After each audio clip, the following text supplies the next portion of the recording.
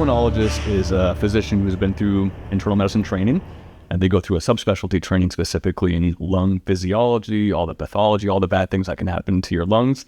So they have all that training to hopefully help better take care of you long term. I think by far, COPD, asthma, all the viral things that happen as a result of every infection that we have, possible that we're all exposed to. And then some of these other sleep disorder breathings like sleep apnea and things like that also kind of fall into this wing or umbrella of pulmonology and sleep training. Trying to differentiate between asthma and COPD sometimes can be a little challenging.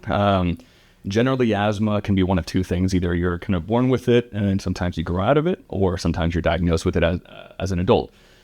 Generally, asthma is this obstructive airway disease, meaning your airways, the highways that lead to the ends of the lungs, start spasming in response to something, some sort of inflammation, right?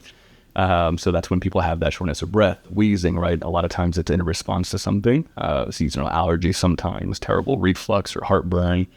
Sometimes it can be from infections that trigger it, right? Different from that is COPD, which is also an obstructive lung disease, but the difference is generally it's caused by something, meaning a lot of times it's caused by smoking or secondhand smoke or inhalation from indoor stove and fires, right?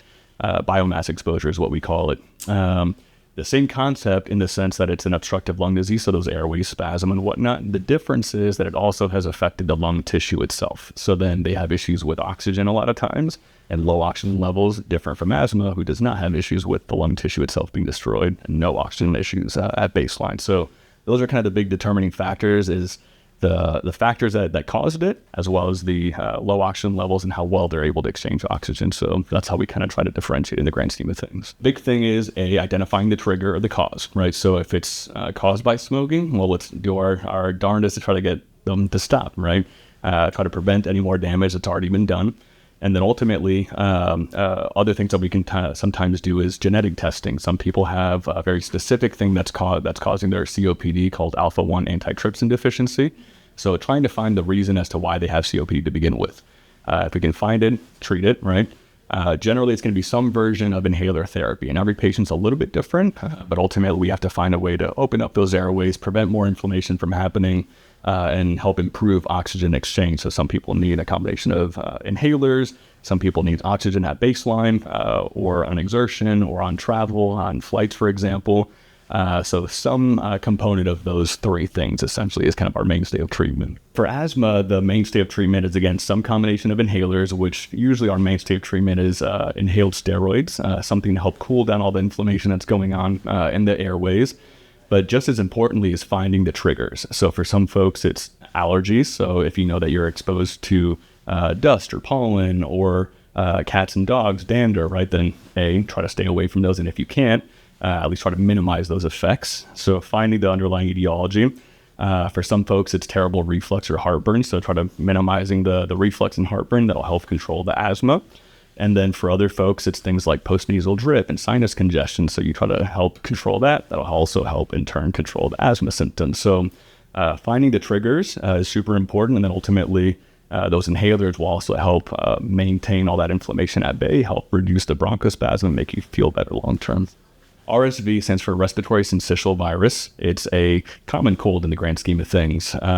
It's been a lot more prevalent lately, only because we're able to test for it a lot more frequently. So if you guys remember, you go back to when COVID was kind of first found, and there was really no test for it initially. And then once they started testing, you start finding it more, right? So same concept with RSV. There's a really rapid PCR test, simple nasal swab that's done that can detect RSV, COVID, and flu, and all three kind of combined. So now that we have that capability, you're testing a lot more people. So the more that you test, the more you're going to find. At the end of the day, it is a common cold. The problem is that in those that have very significant lung diseases, for example, COPD and asthma, it can really cause a lot of flare-ups and ultimately can increase your hospitalization and obviously wreak havoc from a lung inflammation standpoint. So cause those COPD and asthma flares as a result of a viral pneumonia. So the RSV isn't more prevalent than it normally is. I think we're just finding it more because we're testing more, and as a result, it can affect our COPD and asthma patients more, but ultimately, it is just a common cold that we just have to find better ways of protecting ourselves from getting it. So one of the things that we always want to mention, especially for someone living with COPD, be evaluated by a pulmonologist if you're someone that's had flare-ups in the past, or if you're on multiple inhalers, especially if you're going to be going on vacation and traveling. So one of the important things is flight. As we're flying, our oxygen levels tend to drop.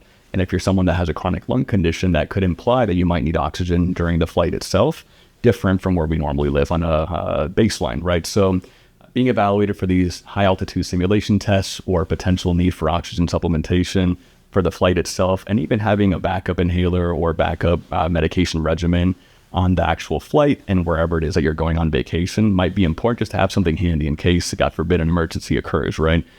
So having a pulmonologist kind of on backup, having a spare set of regimen, inhalers, and steroids potentially, and some antibiotics, and then finally that assessment for need for possible supplemental oxygen on flight is always important, something that we think about in the back of our minds anyways. Ultimately, it kind of depends on the comfort level of the primary care physician as well as the complexity of the patient. If your PCP is comfortable managing basics of COPD and asthma, then by all means, as long as things are well controlled, I think it's okay for them to stay. But ultimately, if we start talking about more advanced therapies, multiple inhaler regimens, or difficult to control asthma and COPD, that should definitively kind of pull the trigger on seeing a subspecialist. There are some things that we can also provide, especially for asthma patients, these biologics or injectable medications for really refractory asthma that should only be provided by an allergist or a pulmonologist with that subspecialty training. So depends on the complexity as well as the comfort level of the physician.